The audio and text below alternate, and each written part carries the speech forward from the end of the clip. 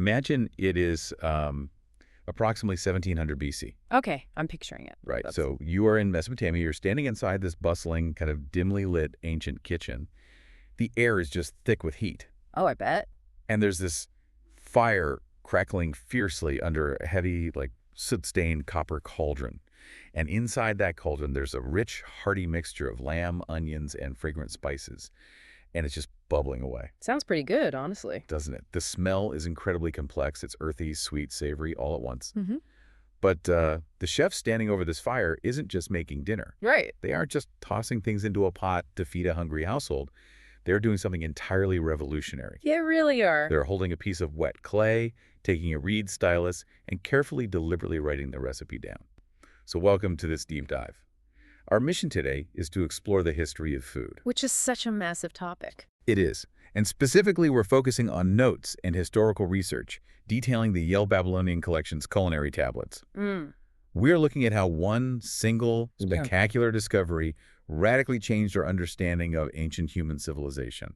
And, what it says about our fundamental human drive for pleasure, really. Exactly. Okay, let's unpack this, because we're talking about a chef essentially writing a cookbook nearly 4,000 years ago. We are indeed, and it's just a profound image. What you just described is literally the creation of one of humanity's oldest known written recipes. Wow. Yeah, it is an Akkadian cuneiform text. And for context, Akkadian is an ancient logosyllabic script that was pressed into wet clay tablets. And today, these specific, incredibly rare culinary tablets are housed safely at Yale University. Wait, before we get to the food, I kind of want to clarify the writing itself. You said logosyllabic, Right. meaning the symbols can represent both whole words and independent phonetic sounds, right? Yep, exactly. How does that complicate reading something as specific as a recipe? I imagine that creates a lot of ambiguity. Oh, it creates a massive amount of ambiguity, which is, exactly why these tablets were a mystery for so long. Really? Yeah. In a logosyllabic script, a single wedge-shaped symbol might mean water, but in another context, like combined with another symbol, it might just represent the phonetic sound wa. Oh. Or it might mean rain or even tears. It is highly, highly dependent on context. Now, imagine trying to read a really technical list of instructions, like a cooking technique, using a writing system that requires you to constantly infer the context. So it's not like reading a modern language where a word just means exactly what it means. It's more like solving a linguistic puzzle. Exactly. And from my notes here, it seems that puzzle completely stumped modern science for decades. Like, they didn't just dig these tablets up in the early 20th century and immediately say, a cookbook. Far from it. I mean, this is one of the most fascinating cases of a misunderstood artifact in modern archaeology. How so? Well, during the great Mesopotamian excavations in the 1920s and 30s, archaeologists were pulling tens of thousands of cuneiform tablets out of the dirt. Just a massive amount of text. Right. And most of them were administrative. Receipts for sheep, grain distributions, legal codes, royal decrees. And researchers got very good at translating that specific bureaucratic language. Makes sense. But when they found these specific tablets, the vocabulary just didn't match anything they knew. Because of this obscure, highly specialized language, scholars for decades mistakenly categorized these texts as ritualistic or even as medical texts. I have to push back on that because it sounds almost absurd in hindsight. Scientists and archaeologists looked at a literal recipe for a meat stew-like lamb, garlic, onions, water, and genuinely thought it was medicine. Or a religious spell. They did. They really did. But you kind of have to put yourself in the shoes of a 1920s archaeologist. Okay, fair. They assumed ancient Mesopotamians, despite having complex laws like Hammurabi's Code and, advanced mathematics, viewed the world strictly through the lens of survival, administration, and religion. So they assumed the list of ingredients were components for a poultice to cure an ailment, or a highly specific potion to offer to the gods. It reminds me of a thought experiment. Imagine someone 4,000 years from now, digging up a modern-day cookbook from the ruins of a suburban kitchen. Oh, I like this. Yeah, and they find a recipe for a double fudge chocolate cake. It says, grind this fine white powder, steep these dark fermented beans in boiling water, ingest warm to elevate mood. Yes, exactly. So a future scientist who doesn't understand the cultural concept of dessert, that doesn't look like a fun weekend baking project. It looks exactly like an apothecary's instructions for a stimulant potion. That is a brilliant analogy, and it hits on the exact mechanism of the misunderstanding. The overlap in instruction styles is basically identical. Right. A medical text from antiquity might say, crush these herbs, boil them in water, apply the fat of a sheep, and administer to the patient. A culinary recipe says, crush these spices, boil them in water, render the fat of a sheep, and serve to the guest. Wow, when you put it like that, it's so similar. Yeah. It really is. If your foundational assumption is that ancient people didn't care enough about culinary pleasure to write it down, you're going to default to the apothecary interpretation every single time. So how did we finally break that assumption? How did we figure out these weren't poultices or magic spells, but actually instructions for a really good dinner? What's fascinating here is the sheer deductive brilliance of a French historian and Assyriologist named Jean Bottero. Okay. And an Assyriologist is someone who specializes in the archaeological and linguistic study of ancient Mesopotamia, right? Yes, exactly. So in the 1980s, Bottero decided to take a fresh, incredibly detailed look at these specific texts. He started to notice patterns in the syntax that simply didn't align with medical formulas. He essentially had to reverse engineer the context. Right, because if the symbols change meaning based on context, you have to prove the context is a kitchen, not a hospital. How did he actually crack that code? He looked really closely at the verbs and the sequential logic of the actions. Bottero noticed that a specific cuneiform word, which had previously been loosely translated in religious texts as to purify by fire, was being used in a very methodical way alongside ingredients like meat and fat. To purify by fire. Right.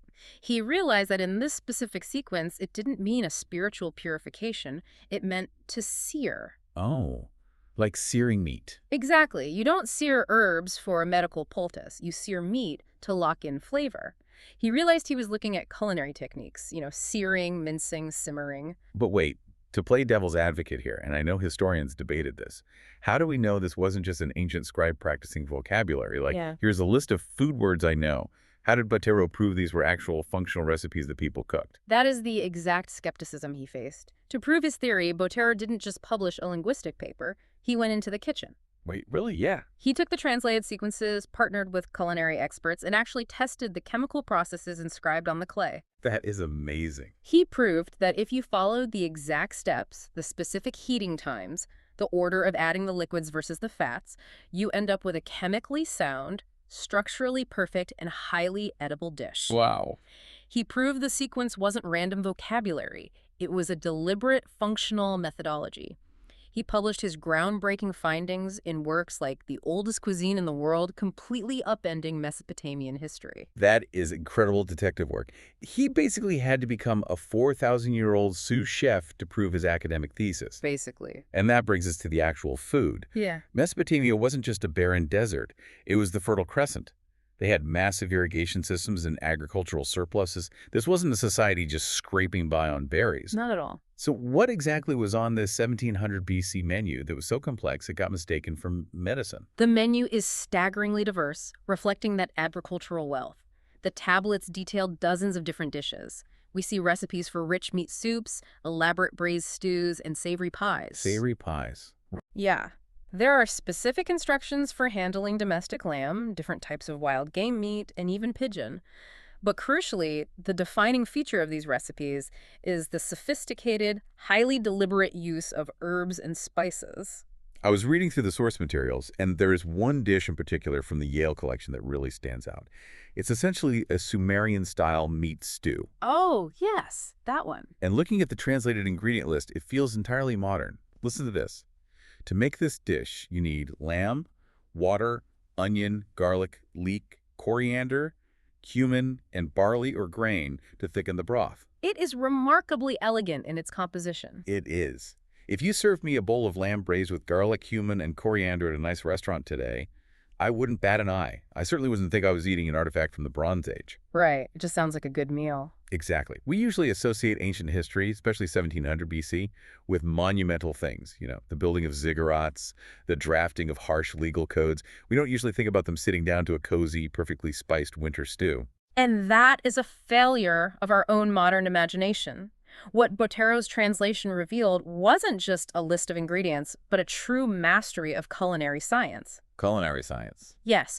When he analyzed the cooking logic documented on the clay, he found a highly structured method. Yes, and this is the part I found absolutely fascinating in the notes.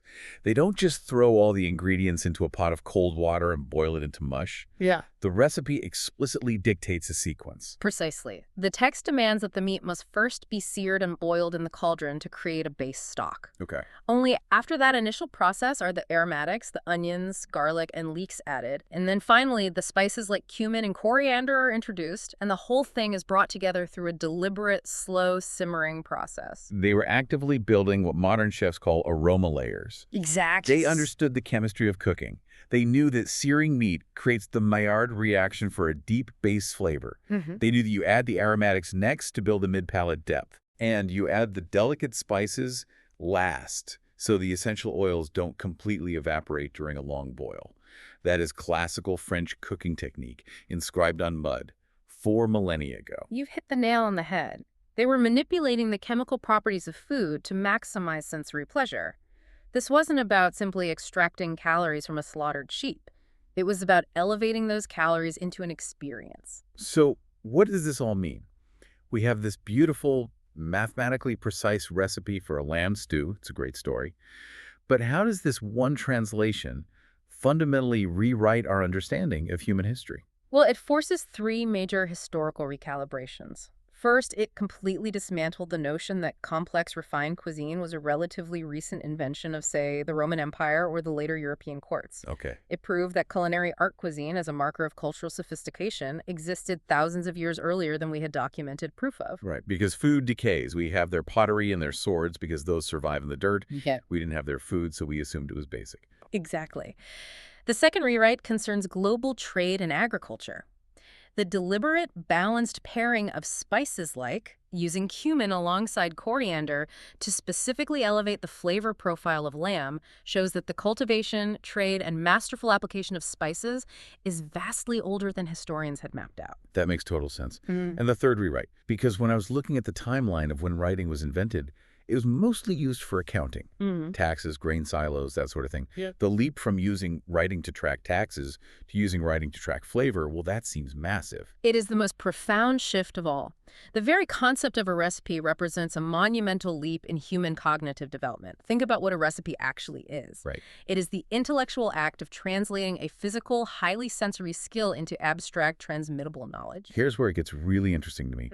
Before the invention of the written recipe, culinary knowledge was entirely ephemeral. If you had a master chef in your village who knew exactly the right ratio of cumin to lamb fat, that knowledge existed purely as muscle memory. When that chef died, the specific genius of that dish died with him. Writing it down is almost an act of rebellion against time. That is a beautiful way to phrase it.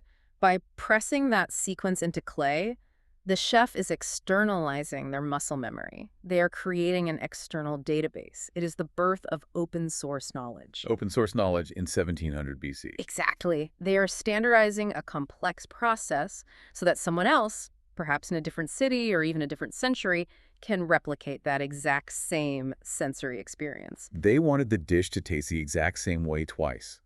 That implies a scientific mindset applied entirely to leisure and pleasure. Oh, absolutely. It means they were experimenting. You don't just accidentally figure out that barley thickens a broth perfectly while balancing out the acidity of coriander. Someone had to test that, adjust the ratios, and then care enough about the result to document it.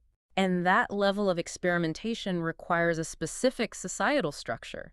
You don't experiment with aroma layers of cumin and leeks if you are a nomadic tribe constantly on the brink of starvation. Right, you just eat to live. Exactly. The existence of these culinary tablets implies a society that had achieved a significant agricultural surplus, which in turn created leisure time, which allowed them to elevate daily chores into high culture. It humanizes them so much. We read Hammurabi's code and think of the Mesopotamians as these rigid, severe people dealing with an eye for an eye. Yes. But then you read this tablet and you realize they also just really wanted a comforting, well-spiced bowl of soup on a cold night. If we connect this to the bigger picture, the ultimate takeaway from the Yale Babylonian collection is a shift in how we view the human timeline of joy. The timeline of joy, I love that. That day, 4,000 years ago, whether it was just an ordinary afternoon in the palace kitchens, or a chef wanting to record a particularly flawless batch of stew for an upcoming banquet, well, The decision to write it down proves something essential about us. Yeah. Humanity didn't just organize into civilizations to survive. We organized to thrive. We cooked for flavor. We cooked for pleasure. We engineered chemistry for the sheer, undeniable joy of a good meal. It bridges the gap between us and them in such a tangible way. So, to you listening right now, the next time you pull up a recipe on your phone to make dinner, maybe you're scrolling through a blog looking for the perfect sequence to sear your meats and build your aromatics, remember that you aren't just doing a household chore. Not at all. You are actively partaking in an unbroken, 4,000-year-old human tradition. You are relying on an external database of shared knowledge to chase flavor, participating in the exact same human ritual that a chef in Mesopotamia was perfecting 4 millennia ago. We are still building those same aroma layers. We are just reading the instructions off digital screens instead of baked mud. Exactly. But it also leaves me with a somewhat haunting thought. We only know about this beautiful, complex lamb stew because cuneiform clay happens to survive in the dirt for thousands of years. That's So I want to leave you with a final question to ponder on your own. If a 4,000-year-old lamb stew was sophisticated enough to require precise documentation of its layered spices and its slow cooking methodology, what other fleeting everyday cultural masterpieces from the ancient world, like their songs, their dances, their inside jokes, have vanished forever simply because no one thought to write them down in clay? Keep chasing that curiosity.